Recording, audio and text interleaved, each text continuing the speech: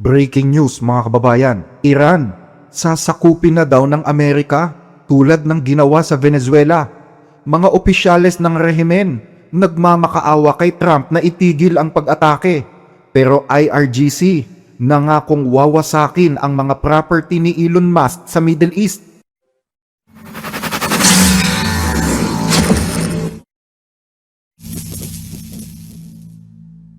Ngayon ang ikalawang araw ng malalakas na pag-atake ng US sa Iran, June 11. Ayon sa Central Command, nawasak na ang mga military surveillance system, communication system at mga air defense site sa iba't ibang bahagi ng Iran.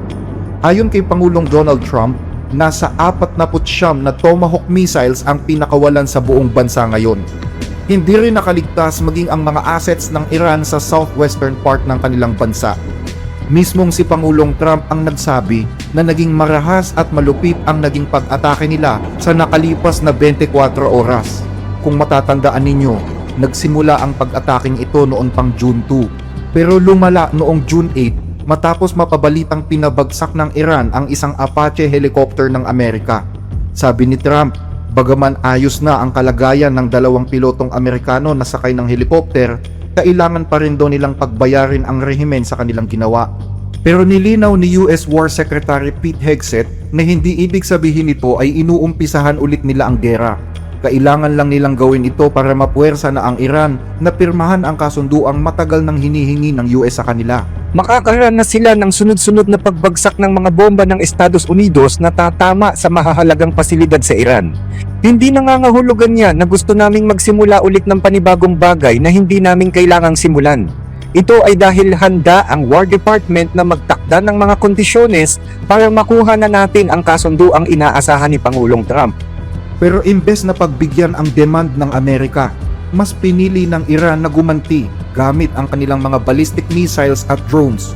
At sa pagkakataong ito, muli na namang pinag-initan ng Iran ang mga bansa sa Golpo, gaya ng Bahrain, Jordan at Kuwait. Sabi ng bansang Jordan, naharang daw nila ang nasa 20 Iranian ballistic missiles na pinakawalan sa kanilang bansa. Pero iba naman ang ibinabalita ng Iranian media. Sa katunayan, ginawan pa nila ng isang AI video ang visual ng pag-atake nila sa Jordan. Samantala sa Bahrain, sunog naman ang ilang mga kabahayan at sasakyan sa bayan ng Hamad Town sa kabisera ng Al-Manama. Sunog na dulot ng mga nalaglag na debris mula sa mga na-intercept na missiles ng Iran. Isang 11 anyos na batang babae ang nagtamo ng minor injury dahil dito. Pero kahit anong lakas ng mga missiles ng Iran, tila hindi nila kayang pantayan ang damage na kayang likhain ng US. Maliban sa sinabi ng kalihim, sinabi din ni Pangulong Donald Trump na papalapit na siya sa posibilidad na bombahin na rin pati ang mga power plants at tulay sa Iran na tiyak na lalong magpapalala ng sitwasyon kapag hindi ibinigay ng Iran ang kasunduang hinihingi niya. Ayon sa mga journalist, maliwanag ang taktika ng Pangulo: escalate to de-escalate, pakikipagnegosasyon gamit ang bomba. Gayunman, isang lihim ang ibinulgar ni Pangulong Donald Trump. Kwento niya, mula pa daw noong Mayo ay inutusan daw niya ang US military na tulungan ang mga commercial ships at oil tankers na makadaan ng pasikreto sa Strait of Hormuz. Mahigit 200 commercial ships daw ang nagpatay ng kanilang mga ilaw habang dumadaan sa Strait of Hormuz sa gitna ng gabi, habang ine-eskortan sila ng mga puwersang Amerikano dahil wala daw radar ang Iran para ma-detect sila sa kalagitnaan ng gabi. Tinawag ito ni Donald Trump na isang secret mission.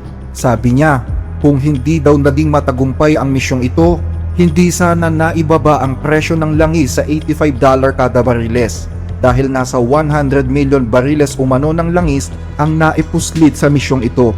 Kung hindi daw nangyari yon, baka mas mahal daw sana ang langis ngayon.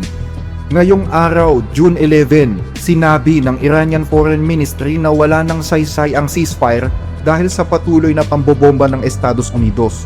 Bukod dyan, in-emphasize din nila ang pagsira ng Amerika sa mga imbakan ng tubig na nasa Sirik Island. Ayon sa post ng tagapagsalita ng Iranian Foreign Ministry, Ang tubig ay pulso ng buhay at sinasadya ng Estados Unidos na targetin ang mismong pinagmumulan ng buhay ng mga mamamayang Iranian. Bilang bahagi ng agresyon laban sa Iran, Sinasadyang patamaan ng US military ang mahalagang infrastruktura ng tubig para sa mga sibilyan sa Sirik Hormuzgan na sumira sa dalawang reservoir na may pinagsamang capacity na 2,500 cubic meters. Ang mga pasilidad na ito ay nagsusupply ng inuming tubig sa mahigit 20,000 residente sa 10 nayon. Hindi ito aksidente lang, ito ay isang kalkuladong war crimes at hayagang paglabag sa karapatang pantao at sa international humanitarian law. Dapat papanagutin ang Estados Unidos sa paggawa ng ganitong sistematikong mararahas na pag-atake sa mga pasilidad na pangtulong sana sa buhay ng mga sibilyan. Dahil sa matitinding pagkawasak, tinawagan daw ng Iran si Pangulong Donald Trump sa telepono para pakiusapang itigil na ang pambobomba.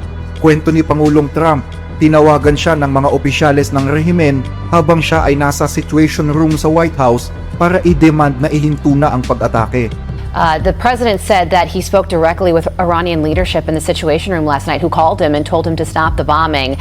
Now, the Iranian side is now disputing that, but the president says that they called, he spoke directly, and they told him to stop. What's your take on that? Pero sabi ni Trump, titingnan daw niya kung kailangang ituloy pa ang mga pambobomba o hindi na. Tingnan na lang natin kung anong mangyayari. Pero inatake namin sila ng todo kahapon at aatakihin pa ulit namin sila ngayon. At tingnan natin kung anong mangyayari sa kasunduang ito. Malapit na sana kasi kami sa kasunduan pero patuloy nila tayong pinag-aantay at niloloko. Patuloy nila tayong tinatrato na parang mga tanga. Pero habang nakikiusap ang mga diplomats ng Iran sa US para mahinto ang mga pag-atake, iba naman ang ibinoboses ng mga sundalong Iranians. Punong-puno ng galit at sinabing hindi sila kailanman susuko sa US at sa Israel. Hindi kami susuko sa harap ng sistemang nagahari ngayon sa mundo. At yung mga demonyong yon, lalong-lalo na yung isinumpang si Trump at ang masamang tao na si Netanyahu, walang dahilan para kausapin sila. Ang kamay ng Diyos ay nakapatong sa ulo namin. Purihin si Allah. Determinado kaming talunin ang mga kalaban at kakayanin namin yan sa kalooban ng Diyos. Kaya naman, gaya ng sinabi ni Pangulong Trump, muli na namang nakatikim ng mga bomba ang Iran mula sa US sa ikalawang araw ng strike. Sa pool ang mga military surveillance capabilities, radar at monitoring systems, communication system, air defense sites at mga lugar sa paligid ng Strait of Hormuz. Sa pool din ang mga bayan ng Bandar Abbas, Qeshm Island, Sirik Island at Minab. Tumagal ang pambobomba ng ilang oras bago sumikat ang araw sa Iran. Ayon sa US, self-defense strike pa rin ang tawag nila dito.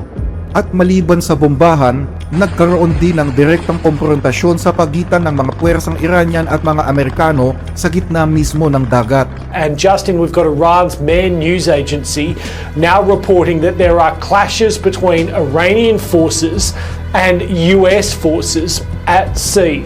Naganap ang komprontasyon dahil may ilang mga Iranian oil tankers ang nagtangkang makalusot sa blockade na ginawa ng Amerika para harangan ang mga pantalan sa Iran. Isa sa mga pinatamaan ng US forces ay ang isang cargo ship na papasok sana sa Iran galing sa Oman. At para tulungan naman ang mga barkong ito, nakipagsagupaan ang mga Iranian Navy sa US at nagpakawala ng mga drones at missiles. Dahil sa bakbakang yun, pansamantala ulit na isinara ng Iran ang Strait of Hormuz dahil umano sa violation ng US sa kanilang mga patakaran. Dagdag pa ng Iran, meron daw 2 barko na pinatamaan nila dahil naman sa hindi pagsunod sa paulit-ulit na warning sa kanila. Pero sabi ng US, huwag daw maniwala sa pagsasara na ginawa ng Iran. Malaya pa rin daw na pwedeng dumaan ang mga commercial ships dito at mas lalong hindi totoo na mayroon silang warship na tinamaan. Itinigil muna ng Amerika ang pambobomba ngayong araw sa Iran, pero nangako sila na itutuloy nila ito hanggang sa 3 araw. Pero sa pagkakataong ito, may mas matinding pangako si Pangulong Donald Trump. Mamayang gabi sa 3 araw ng pag-atake, babanatan daw nila ng husto ang Iran at maghintay lang daw dahil malapit na nilang sakupin ang Karg Island na siyang pinakamayamang isla ng Iran. Ngayong gabi ay babanatan ng Estados Unidos ng matindi ang Iran na wala ng Navy, Air Force, radar, anti-aircraft at lahat ng iba pang anyo ng depensa, 10 ng kanilang kakayahang umatake. Malapit na, kukunin na namin ang Karg Island, at ang iba pang mga oil infrastructures at ganap na kokontrolin ang kanilang oil at gas markets gaya ng ginawa namin sa Venezuela na ikinabuti din naman ng Venezuela at ng Estados Unidos ng Amerika. Salamat sa inyong atensyon sa bagay na ito. Naniniwala ang US Senator na si Lindsey Graham na ang pagsakop sa Kharg Island ang magsisilbing game changer sa digmaang ito. Pero sa kabila ng bantang yan, nangako naman ang IRGC na gagawin nilang impyerno ang buong rehiyon kapag ginawa yan ng Amerika. Impyernong ang apoy ay nagsisimula sa Iran. At maliban dyan, nangako din sila na tatargetin ang mga assets ni Elon Musk sa Middle East, partikular ang mga ground station ng kumpanyang Starlink na pag-aari niya sa bansang Qatar, Israel, Jordan, United Arab Emirates at Oman. Hindi rin daw paliligtasin ang mga shareholders na kumpanya gaya ng Alpha Dhabi at Mubadala. Bumuelta naman ang US Treasury Secretary na si Scott Bessent na anumang damage daw na gagawin ng Iran sa mga bansa sa Gulf region, sisingilin nila lahat yan sa mga frozen accounts ng Iran. Ang mga nasira at ganun din ang mga masisira pa nila.